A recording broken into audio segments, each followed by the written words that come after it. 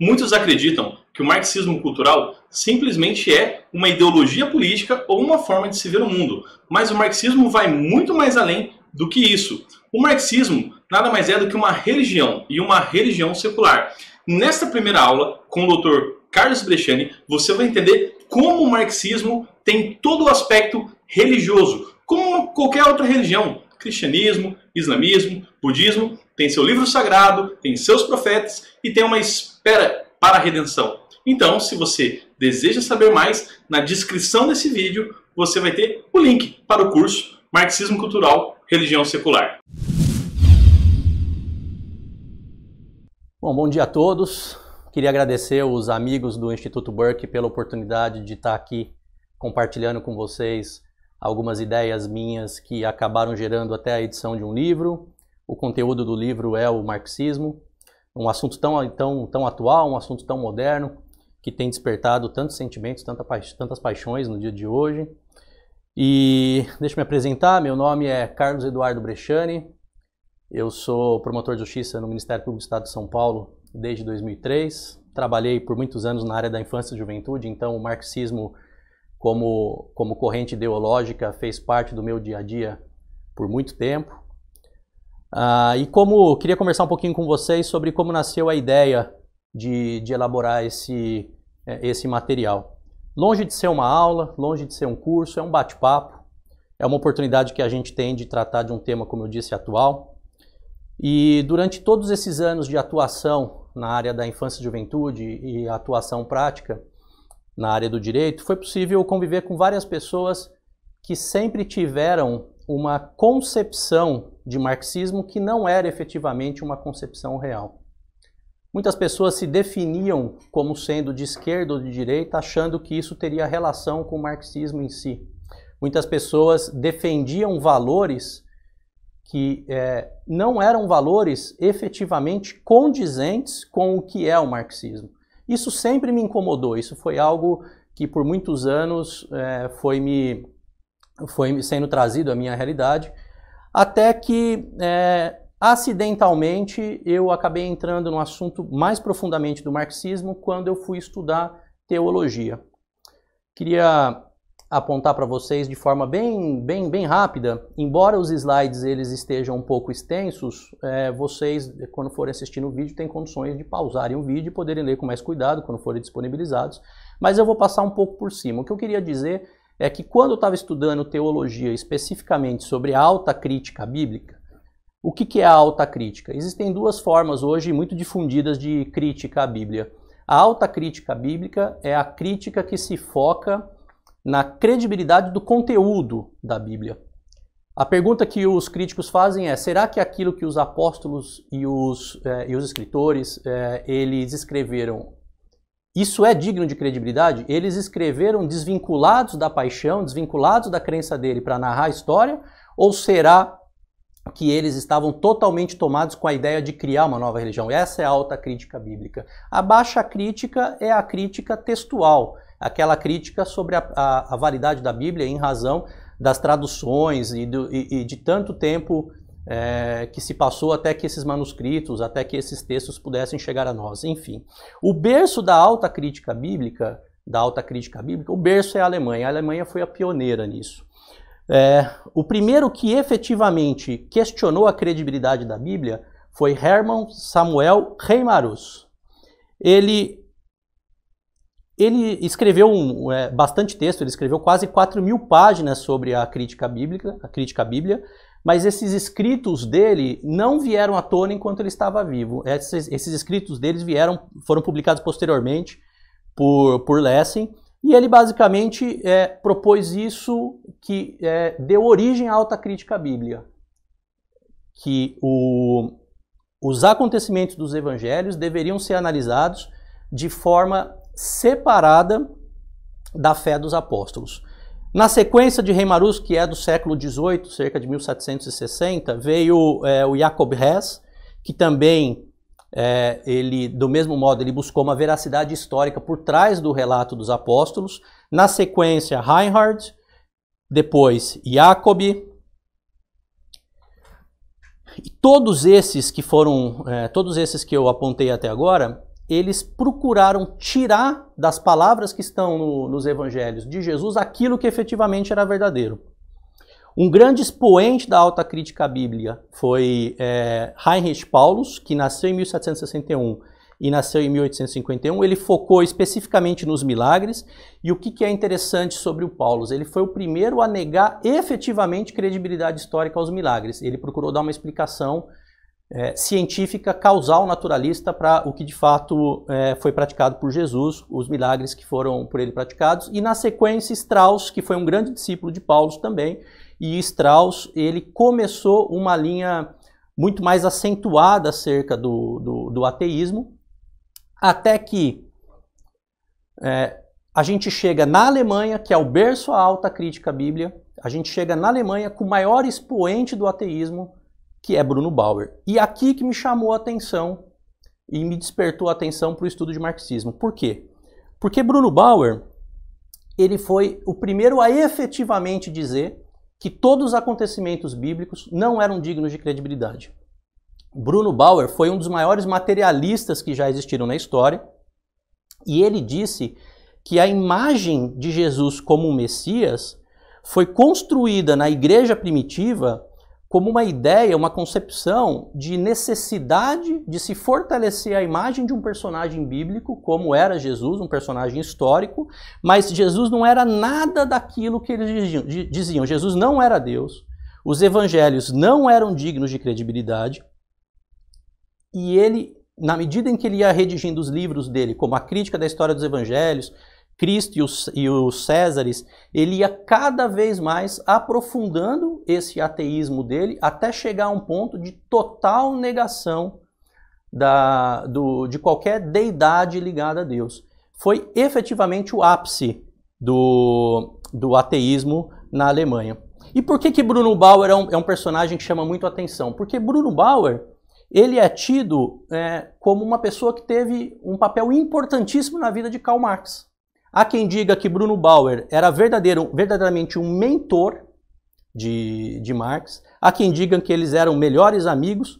Enfim, o fato é que Marx, quando ele foi estudar jurisprudência, seguindo até a carreira do pai, na Universidade de Bonn, e ele conheceu um grupo de discussões filosóficas que debatiam a situação política atual que eles viviam naquela época, e ele conheceu Bruno Bauer, ele adotou fervorosamente as ideias de Bruno Bauer, especialmente a visão materialista de Bruno Bauer, porque Bruno Bauer, na medida em que ele negava qualquer concepção sobrenatural do mundo, ele estava negando a própria deidade de Jesus, né? E esse materialismo influenciou tão fortemente Karl Marx, que a tese de doutorado de Marx era uma tese sobre o materialismo. E depois a gente vai poder debater isso para mostrar que o materialismo é da essência do marxismo. Não é possível hoje conceber um marxismo com uma visão sobrenatural do mundo. Não, o materialismo de Marx,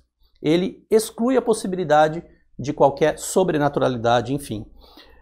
Embora posteriormente Karl Marx ele tenha discordado de algumas concepções de Bruno Bauer, não tem nenhuma dúvida de que a influência dele foi profunda e foi marcante para que Marx pudesse desenvolver a tese dele. Então, basicamente, essa intersecção do nascedouro de uma alta crítica à Bíblia, juntamente com o nascedouro do marxismo, centrados na pessoa de Bruno Bauer e de Marx, é que me levaram a estudar um pouco mais profundamente o marxismo e acabaram me levando a estar aqui podendo discutir um pouquinho com vocês o que é o marxismo. Mas basicamente, estamos falando sobre marxismo. O que é o marxismo? A concepção, o conceito de marxismo hoje, ela está muito diluída ao que era originariamente. Hoje as pessoas usam ideias marxistas, elas usam ideias que nasceram da mente de Marx e de Friedrich Engels, que era certamente um irmão da vida para Marx, para sustentar a própria concepção ideológica. Há quem diga, por exemplo, que o marxismo ele é um sistema ideológico que busca a igualdade social fundada em aspectos econômicos. Quem tem uma visão mais econômica do marxismo diz que, na verdade, o marxismo ele é uma forma de análise econômica baseada na luta de classes e no conflito social. Marx ele escreveu muita coisa durante a vida dele. Ele tem uma bibliografia gigantesca. Ele estudou política econômica, baseada na política econômica inglesa. O livro dele, O Capital, é focado basicamente em economia. Marx também escreveu sobre o materialismo. Marx fez estudos sobre o socialismo francês, enfim. Hoje nós temos o marxismo como se fosse uma verdadeira colcha de retalhos. Cada um usa a concepção de marxismo para aquilo que melhor interessa para sustentar as suas ideias. Filósofos, por exemplo, sustentam que o marxismo é uma concepção filosófica. Os políticos entendem que, na verdade, o marxismo é uma atuação prática, e Marx pregava mesmo a praxis como aquela raiz do conhecimento. Então, eu indago a mim e a todos vocês, o que é o marxismo efetivamente? O que é o marxismo verdadeiramente? Eu fiz essa pergunta. E para que eu pudesse estudar o marxismo nas suas raízes, eu fui buscar exatamente aquilo que deu origem às ideias de Marx. O que é o marxismo, então, basicamente? O marxismo ele é a conjugação. Veja, dissecando analiticamente, fazendo uma análise do que é o marxismo. O marxismo ele é a conjugação de uma interpretação muito específica de Marx para o materialismo filosófico, da dialética hegeliana, do socialismo utópico francês e do direito econômico inglês. Ele analisando esses 4 fatores que influenciaram Marx, ele fez uma análise, uma interpretação muito específica, adaptada à sua convicção própria, e ele chegou à conclusão de que a fusão desses 4 elementos davam origem ao que ele, pouco modestamente, concluiu que era a explicação definitiva para a história da humanidade, a explicação definitiva para a atual condição, a condição das pessoas que viviam naquele momento, e também a solução para os problemas no mundo. Eu, no final desse bate-papo, vou querer, além de mostrar esses aspectos gerais, vou querer chegar a uma outra conclusão. A conclusão de que o marxismo, na verdade, é uma religião secular. Por que eu adianto um pouco essa questão do marxismo ser uma religião secular? Porque hoje a gente tem um dualismo gigantesco no nosso dia a dia, no nosso país. Hoje as pessoas se digladiam e elas defendem ideais com uma ferocidade hercúlea. E a gente não consegue entender por que tanto idealismo, por que tanta briga, por que tanto conflito em torno de ideias. Se a gente for conceber o marxismo como uma religião, aí a gente entende que os marxistas puros, eles não estão defendendo ideias, eles estão defendendo dogmas. Eles estão defendendo a crença deles no futuro da humanidade. E quando a gente entra em discussões acerca de religião, obviamente a discussão ela é muito mais ácida e muito mais intensa. Enfim, prosseguindo, eu disse há pouco que o marxismo ele é a fusão do materialismo filosófico com a dialética hegeliana, com o socialismo utópico francês e com o direito econômico inglês. Primeiro aspecto, materialismo. O que é o materialismo filosófico? O materialismo filosófico renderia livros. O tema é muito rico. Então, a gente pode sintetizar o materialismo como ramo filosófico da seguinte forma. Materialismo é basicamente a negação de qualquer aspecto sobrenatural. Tudo que existe é focado no plano material. Tudo que existe é focado no homem e é focado nas coisas. A história não se desenvolveu com base em algum aspecto sobrenatural. Não. A história se desenvolveu naturalmente e somente por força de aspectos materiais e concretos. Resumidamente, no que toca ao ateísmo, não existe Deus. Qualquer explicação que nós formos procurar, ou qualquer aspecto da nossa realidade, é material. Qual foi a visão que Marx acrescentou ao materialismo? Ele, se valendo do pressuposto materialista, ele observou a história da humanidade e concluiu que não foi Deus que criou os céus e a terra, que não houve qualquer interferência divina na sequência de acontecimentos que nos trouxeram até aqui. Então, desde os primórdios, todos os fatores, toda a história, todo o desenvolvimento aconteceu por força de um aspecto material. E como Marx chegou a essa conclusão? Marx, ele observou que toda a humanidade, ela produzia aquilo que era necessário para sobreviver. Ela praticava uma espécie de uma agricultura de subsistência. Ela produzia materiais para si mesma, materiais para que pudesse usar na própria subsistência. E tudo aquilo que excedia a produção, ela trocava com outras pessoas. Isso aconteceu naturalmente na história da humanidade. Todos nós estudamos no nosso ginásio que o sistema de trocas, ele foi a gênese até da substituição das trocas dos produtos por um dinheiro ou por um material que pudesse ter uma perspectiva financeira, enfim. Marx, ele explicou a história com base no materialismo dizendo o seguinte, dizendo que em um determinado momento da história, uma pessoa se apropriou do material de produção que era comum a todas as partes. Então todo mundo tinha uma enxada, todo mundo tinha uma pá, todo mundo tinha semente e plantava para si mesmo. Em determinado momento uma pessoa se apropriou da enxada, se apropriou da pá, se apropriou da semente, fazendo com que aquela outra pessoa não pudesse mais praticar o necessário para a sua subsistência. Quando ela se apropriou desse meio de produção, quando ela se apropriou desses equipamentos, dessas ferramentas, ela passou a disponibilizar essa ferramenta para essas pessoas, para que essas pessoas pudessem produzir para ela.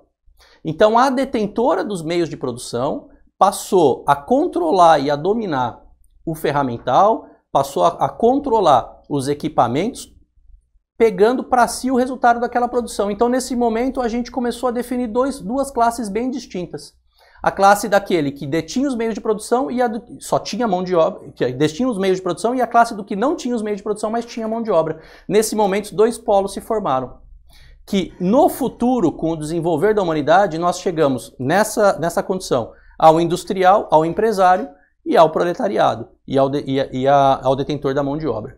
Esse conflito que foi se estabelecendo entre o detentor dos meios de produção e aquele que detinha a mão de obra foi passo a passo gerando uma luta entre eles. Porque aquela pessoa oprimida, ela queria, dos meios de produção, ela queria continuar produzindo para garantir a própria subsistência.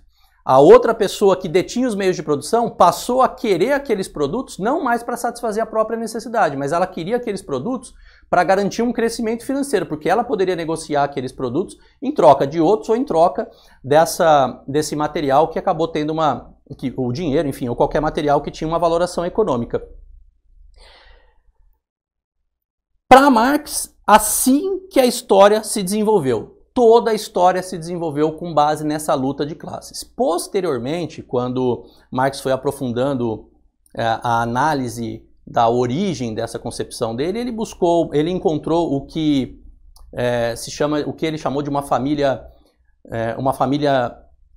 originária, uma família primária, em que naquela família toda a sociedade e toda a família se baseava nessa troca de materiais também, porém, as mulheres daquele grupo, elas saíam livremente com vários homens, não havia o que ele chamou de um moralismo naquela época, e surgiu a necessidade apenas de criar família, de definir o homem como sendo responsável daquela família para evitar a confusão de bens em razão da herança, em razão da sucessão.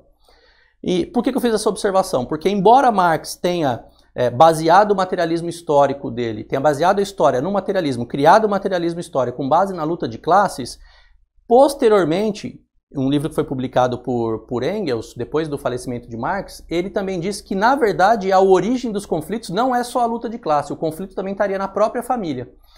Ele começou a pregar, portanto, que se as famílias vivessem tal como aquela família originária, aquela família primária, em que não houvesse um homem chefe da família, e isso só teria acontecido para garantir os direitos de herança, se não houvesse essa definição, essa criação de uma figura abstrata da família para proteger esses interesses, nós estaríamos num mundo em que as pessoas poderiam conviver com bastante tranquilidade, continuar vivendo da própria subsistência e poderiam ter relações abertas entre si sem que houvesse essa figura paterna, porque essa figura paterna do homem acabou gerando uma situação de prevalência com relação à mulher, porque o homem passou a controlar a classe, a família, passou a controlar a casa, e os filhos dele estavam sobre as ordens do pai.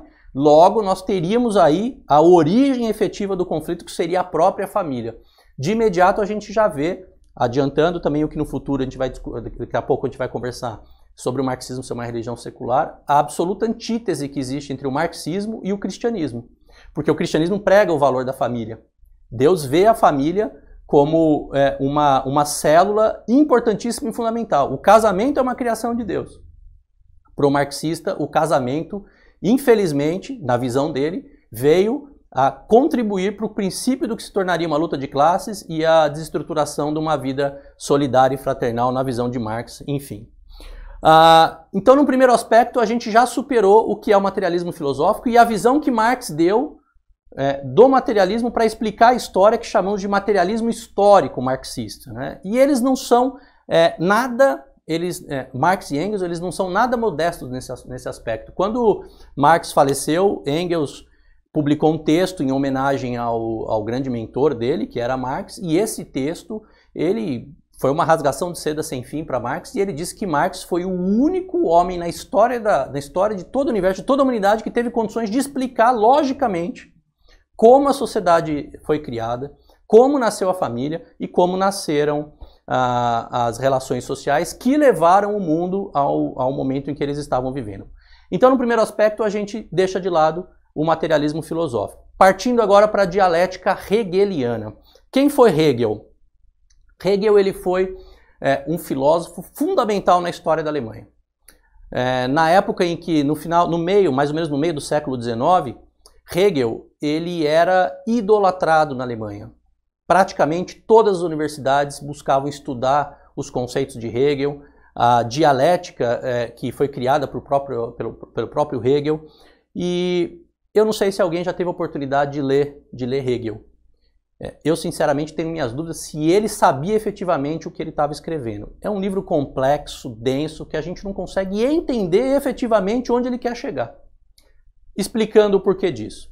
O que é a dialética? A dialética é um método que foi criado por Aristóteles. A ideia da dialética é que você vai colocar em discussão duas premissas e com base nessas duas premissas você vai chegar a uma conclusão final. Ele era um método que tinha por finalidade obter o conhecimento. Por que obter o conhecimento? Porque quando eu tenho uma convicção e eu vou dialogar com uma pessoa que muitas vezes tem uma convicção oposta, a gente vai discutir a ideia de cada um, vai procurar alcançar um ponto comum, dissecar e extirpar eventualmente as dúvidas que existam com uma finalidade única, alcançar o conhecimento.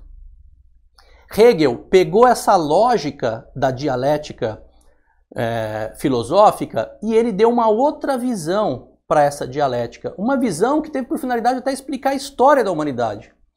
Por isso que Hegel, eu já adianto, por isso que Hegel influenciou muito Marx, porque Marx ele se valeu muito de Hegel para busca de fato do que era, de como era o desenvolvimento histórico. O que Hegel disse basicamente? Hegel disse que o mundo nada mais era do que o resultado do eterno conflito entre uma tese e uma antítese. Ele dizia basicamente o seguinte, que o mundo era repleto de teses. Em determinado momento, aconteciam alguns fenômenos no próprio mundo que vinham em oposição àquela tese que existiam. E quando a tese e a antítese entravam em conflito entre si, elas geravam um resultado melhor evoluído, que é a síntese. Tentando traduzir isso numa visão efetivamente hegeliana. Hegel disse o seguinte: existe um espírito que ninguém sabe efetivamente o que é esse espírito. Hegel não explicou. A gente não sabe se esse espírito é Deus, se é um semideus, se é um demiurgo ou se é ele mesmo. Hegel disse o seguinte: nós temos no mundo vários acontecimentos, que ele chamou de tese. Esse espírito, ele promovia antítese a essas teses para assegurar que o mundo evoluísse. Vou dar um exemplo concreto. Nós tínhamos, antes da Primeira Guerra Mundial, uma condição social, política e cultural de bastante avanço. Inclusive a Belle Époque francesa foi muito caracterizada por esse grande entusiasmo com a humanidade, com a figura do homem. Só que chegou um determinado momento que esse espírito, numa posição sobrenatural, uma posição, enfim, assim se infere da obra de Hegel, esse espírito entendia que a humanidade precisava evoluir. Então o que ele fazia? Esse espírito trazia uma guerra para a humanidade, para que aquela condição atual, que é a tese, enfrentando essa antítese da guerra, pudesse alcançar um desenvolvimento da humanidade. Então, a situação concreta existente, qualquer uma da humanidade, ela era colocada diante de uma antítese, que era um acontecimento histórico, um determinado fato, e a destruição dos dois acabava gerando a evolução para um mundo melhor. Então, note como o próprio mecanismo da dialética hegeliana era um mecanismo de trabalho de opostos. Ele sempre entendia, tentando traduzir isso de uma forma até um pouco matemática, a tese era positiva, a antítese era negativa. Quando os dois se uniam, os dois eles acabavam se destruindo e gerando um produto que era um aperfeiçoamento. Por isso que a dialética hegeliana ela foi chamada muitas vezes de princípio da contradição. O que é muito perigoso nessa concepção hegeliana da dialética? Hegel, ele necessariamente depende de uma destruição para uma evolução. Para Hegel, não existe evolução sem destruição, porque a tese tem que entrar em conflito com a antítese. Se os dois não estiverem em conflito, você não vai ter um resultado melhor para você poder alcançar essa síntese. Como Marx interpretou a dialética hegeliana? Lembrando, Hegel naquela época, ele era idolatrado pelos alemães. As universidades estudavam os princípios de Hegel, as universidades estudavam profundamente essa ideia de evolução com base no espírito. O que Marx disse basicamente?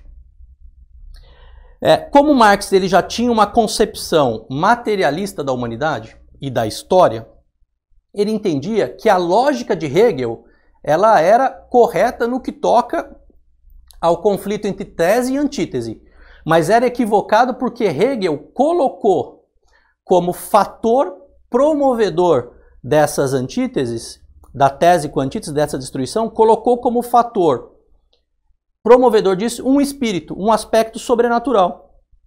E Marx, ele desprezava o sobrenatural. Para ele, não existia o sobrenatural. Então, o que Marx fez?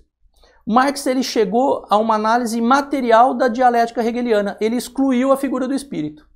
Marx concluiu o seguinte: como existia sempre uma luta de classes do empresário, naquela época chamado de burguês, com aqueles que foram privados do meio de produção, naquela época chamado de proletariado, foi o conflito entre essas duas lutas de classe, a condição do proletariado, que era a tese naquela época, e a oposição da burguesia naquela época, o conflito entre os dois gerava uma conclusão que era a síntese posteriormente. Logo, o que estava em discussão não era a evolução do espírito, porque Hegel dizia que essa tese e antítese, elas aconteciam sucessivamente porque esse espírito superior, esse espírito imanente, tinha como finalidade promover tese e antítese para a própria evolução e para a evolução da humanidade. Marx dizia que não.